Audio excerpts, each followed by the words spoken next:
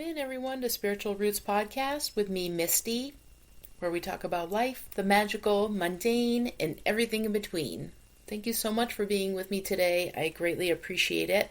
I'm so happy to have you here. I hope you're all doing well. I can't believe that we're already in March and it's halfway over. That's wild to me. I hope you're all making it through Mercury retrograde. That's going to be over soon. Can't wait for that to happen. I don't know about some of you, but my communication skills have been lacking. Tongue-tied, can't get words out. It's been a little rough for me on my end, so I hope you're all faring better than me. I have been wearing some crystals for the month. I started to, when Mercury retrograde started, I put on my black onyx ring to help with that a little bit, maybe help quell it. But I digress. Today's topic is wishing wells, and I really fell a little bit for this topic. I love wishing wells. I love fountains. I'm lucky enough, where we are here in the Upper Valley, the next town over is a small city called Lebanon, New Hampshire, and its nickname is the City of Fountains. And I dove into that. I might do a separate episode on that for a local episode on the fountains of the city of Lebanon. I found that some of the fountains are on private property now, but it's such a cool thing that the city, I think it was in the early 1900s, late 1800s, they put all these fountains into different areas and uprooted some of them and moved them into separate areas. There's an awesome fountain up in one of my favorite cemeteries I like to visit on the backside of the city, and they're just so fascinating. I love the element of water. I love the threshold of a wishing well, and our intention in putting into a wish when we toss a coin into one of them. On the mall in Lebanon, when I was a kid, one of the fountains that's there now used to be a wishing well also, and I remember I would throw in my coins in there, and it was just so fun, walk around the edge of it, and it was just a good time. I just thought it was a cool topic to bring up, just coming into St. Patrick's Day for those who celebrate. A little bit of luck behind us, coming out of Mercury retrograde. Why not, right? We could all use a little bit of luck. Let's get into today's topic, all about wishing wells.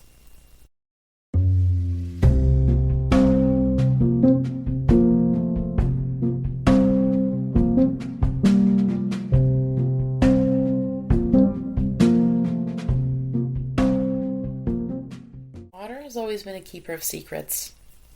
It remembers footsteps, prayers, tears, laughter, and the countless wishes whispered into its depths. Long before modern fountains became decorative centerpieces in town squares and gardens, wells were sacred portals, places where humans reached toward mystery, miracle, and divine listening.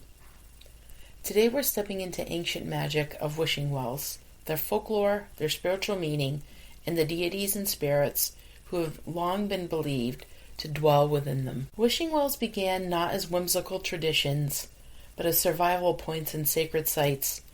Freshwater meant life. Communities gathered around springs, wells, and rivers for drinking, healing, washing, and ceremony. Because water came from unseen depths, people believed it flowed directly from the other world, the spirit realm, or the womb of the earth itself. Ancient cultures saw wells as liminal spaces, thresholds between worlds. The opening in the earth symbolized a gateway where prayers could travel downward into divine realms and blessings could rise back up. Offerings were given not as wishes at first, but as acts of reverence. Coins, jewelry, pins, food, flowers, and even weapons have been found in ancient wells across Europe and the British Isles. These were gifts to the spirits or gods believed to protect the water source and the people who depended upon it. Imagine finding all those things in your fresh drinking water. I get it. I understand the offerings, but to think about it now in modern times is a little funny. Over time, As Christianity spread into folk traditions blended together, sacred wells became places where ordinary people brought personal hopes for healing, fertility, protection, love, and even luck. The ritual softened into what we now recognize as making a wish. Many cultures preserved stories of enchanted wells that could heal, bless, or curse, depending on intention and respect. The Well of St. Winifred in Wales, one of the most famous holy wells in Britain, pilgrims have visited it for centuries seeking healing. Legend says the water sprang up where the saint was martyred, and the spring became a living miracle. Even today, people visit to bathe in its waters or leave offerings. The Wishing Well of Endor. In Celtic lore, sacred wells were often guarded by spirits or fey beings. Some wells required silence, specific walking patterns, or offerings made in a precise way. Disrespect could bring misfortune, while sincere devotion brought blessings. In Germanic folklore, wells were inhabited by water spirits like nixies or house spirits that ensured fertility and prosperity. People left coins or milk to keep the spirits content. The Romans threw coins into springs and wells dedicated to gods such as Mercury and Minerva. Archaeologists have uncovered thousands of coins in ancient wells, proof that people consistently trusted water as a bridge to divine favor. I love that. Water is such a cool element. It holds so much energy. Spirits, just spiritual energy in general held in water. It's just so fascinating to me. Countless folk tales reinforce the idea that wells were magical places where destiny could shift in a single moment. These stories preserved ancient spiritual memory inside simple narratives for children and families. So why do we throw coins into wells? Let's talk about some spiritual symbolism with that. The act of throwing a coin into a well carries layered meaning. Exchange of energy. A coin represents value, effort, and material energy. When you release it, you're symbolically offering something tangible in exchange for unseen assistance. Commitment. Once the coin leaves your hand, you cannot retrieve it easily. This teaches surrender, trust, and letting go of attachment to outcome. Activation of intention. The physical motion anchors your wish into the body in the present moment. It's not just thought, it becomes ritual. Water as an amplifier. Water is believed to hold memory and vibration. Your intention enters the water and spreads outward energetically, like waking up the water. Like if you're, swimming or just wading into the water, when you slap your hands into it or throw a rock into some water, you're waking up that energy, and I just love that. What a great way to work with water, especially if you want to sit in it and meditate, or sit on the side and meditate, maybe commune with the land around it, especially like if you're in a mountain range and you just want to communicate with the mountains or just the land in general. It's a great way to wake up the land by, waking up the water.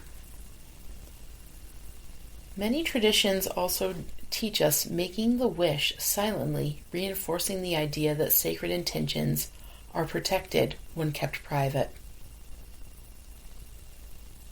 Some spiritual meanings of wishing wells. Wishing wells symbolize far more than luck. The womb of creation. Wells descend into darkness, mirroring the womb, the subconscious, and the unseen realms where transformation begins. Wishes planted here are seeds waiting to grow. Emotional healing. Water represents emotions, intuition, and spiritual cleansing. Wishing wells often serve as places where grief, hope, and longing are gently released. So not just wishing wells, but just water in general, right? Going into the water, like bathing, releasing some energetic stagnation, just touching water, reconnecting with that element if you've been out of it for a while, or just feeling like your intuition is lacking. Just working with the element of water is just so beautiful. Communication with spirit. Wells act as spiritual telephones. It channels where prayers travel downward and guidance flow upwards. Manifestation and trust. Making a wish teaches patience and faith. It asks us to release control and trust unseen timing. Sacred reciprocity. You give something before asking, reinforcing respect, gratitude, and balance between worlds. Throughout history, wells have been linked to powerful divine beings. Brigid, the Celtic goddess of healing and sacred wells. Brigid is strongly connected to holy wells in Ireland. Many wells were dedicated to her as places of healing, poetry, fertility, and divine inspiration. Pilgrims would walk clockwise around her wells, tying ribbons to nearby trees while praying for blessings. Coventina, a Roman Celtic goddess of springs. Coventina was worshipped at sacred springs in Britain. Thousands of coins and offerings were found at her well near Hadrian's Well, showing centuries of devotion for protection, fertility, and abundance. Sulis Minerva, goddess of healing waters. At Bath in England, Sulis Minerva governed the hot springs. Worshippers threw curse tablets and prayers into the waters, believing the goddess would deliver justice and healing. Nerthus, Germanic earth and water goddess. Nerthus was associated with sacred lakes and fertility rituals. Water offerings honored her cycles of life, death, and renewal. The nymphs, Greek water spirits. Springs and wells were protected by nymphs such as naiads. People left offerings seeking health, beauty, and inspiration. Hecate, crossroads and threshold guardian. Though more often linked to crossroads and liminal spaces, Hecate also governs thresholds between worlds, so making wells symbolically aligned with her, local land spirits, and ancestors. Many wells were believed to house ancestral spirits or local guardians who watched over the land and community. If you want to work with some wishing well energy, if you don't have one local to you, but you would like to work with it, you could make up your own wishing well. However you want to do that, you could fill a bowl with water, add some crystals like clear quartz, moonstone, or amethyst. Drop in a coin or small symbolic offerings when setting intentions. You could visit natural springs or fountains respectfully. Don't bring any trash, folks. I know that goes without saying, but offer biodegradable gifts, flowers, herbs, whispered gratitude, never trash or harmful materials. You could make moon wishes, charge water under the moon, whisper your intention, and pour it into the earth the next day. A journaling practice. Write your wish as if it already happened, then symbolically release it by placing the paper under a bowl of water overnight. There's a lot to do with wishing wells. If you have a body of water next to you, it doesn't have to be a well. Any body of water, fountains, a river, a spring, even a bridge with water running under it is a beautiful way to honor the element and to also put wishes out into the world. If you want to work with that energy, just trusting yourself, and if you want to give an offering of a coin, a crystal, I've done that before, give an offering of a crystal to a river, and just set your intention. It doesn't have to be money. Certainly it can be, but it doesn't have to be. Give a crystal as an offering, put your wish out into the world, and see what comes back to you. Wishing wells remind us that humans have always spoken to the unseen. We've always believed in magic quietly woven into daily life, in water that listens, in stones that remember, and in hope that travels farther than logic can explain. Every time a coin touches water, it echoes thousands of years of devotion, longing, trust, and sacred conversation. Perhaps the real magic of wishing wells is not whether every wish comes true, but they invite us to believe, to pause, to honor the mystery, and to remember that we are never truly speaking into emptiness. The water always is listening. Some journal prompts for you, my friends, who like to journal along with me. The wish beneath the wish. Beneath that wish, what deeper need or longing lives there? What am I ready to release? If I could drop one belief, fear, or habit into a wishing well and never retrieve it, what would it be? The offering. What feels meaningful to me to offer in exchange for my wish? Time, devotion, gratitude, rest, courage, or honesty? Listening to the water. What wisdom do I already carry that I've been overlooking? Trust and timing. Where in my life am I being asked to practice patience? Sacred water memories. What memories do I have connected to water, rivers, baths, oceans, or rain? Becoming the well.